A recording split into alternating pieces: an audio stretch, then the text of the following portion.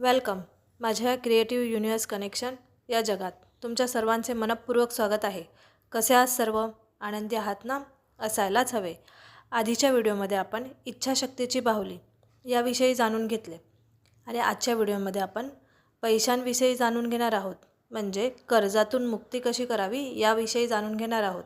चला तर मग जाणून घेऊया कर्जातून मुक्ती कशी मिळवायची ती। कधीकधी जीवनात अशी वेळ येते की तुमच्या खिशात पैसे नसतात, मनात शांती नसते आणि डोक्यावर फक्त एकच सावली असते, ती म्हणजे कर्जाची सावली।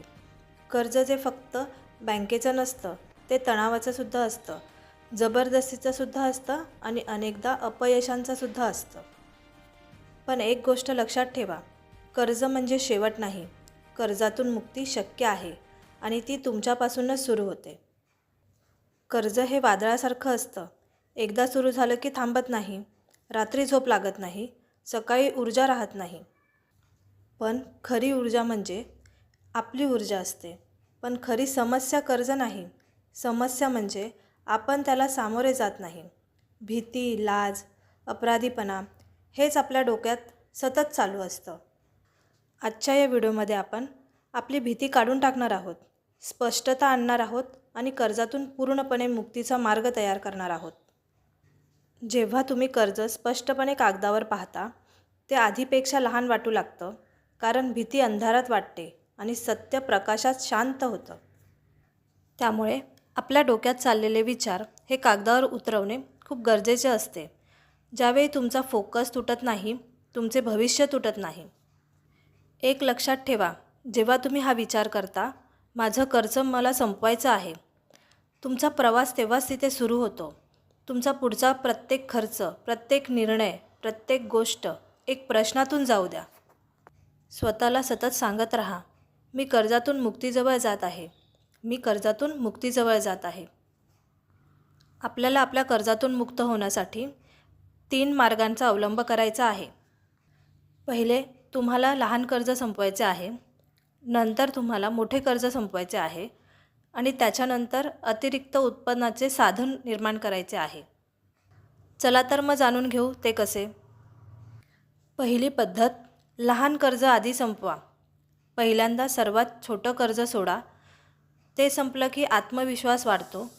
आत्मविश्वास वाढला की पहिल्यांदा सर्वात छोटा कर्ज फोडा, ते संपलं की आत्मविश्वास वाढतो।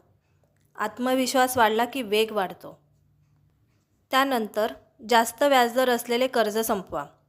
ज्या कर्जाचं व्याजदर जास्त आहे ते आधी संपवले की दीर्घकाळात खूप पैसे वाचतात। नंतर आपल्याला अतिरिक्त उत्पन्नाचे स्रोत निर्माण करायचे आहे। कर्जातून बाहेर पडताना फक्त बचत नाही, उत्पन्नसुद्धा वाढवणे गरजेचे आहे। त्यासाठी पार्ट टाईम जॉब करा, छोटा व्यवसाय सुरू करा किंवा ऑनलाईन काम करा। तुमच्या वेळेत 2 तास जास्त काम करा। त्यामुळे जिथे तुम्हाला वर्ष लागणार आहे कर्ज फेडण्यासाठी, ते तुम्ही 6 महिन्यामध्ये फेडू शकता। तसेच स्वतःला काही चॅलेंजेस द्या, कमी खर्च करा, अतिरिक्त वस्तूंची खरेदी टाळा। त्यामुळे आपोआप तुमची सेव्हिंग व्हायला सुरुवात होईल।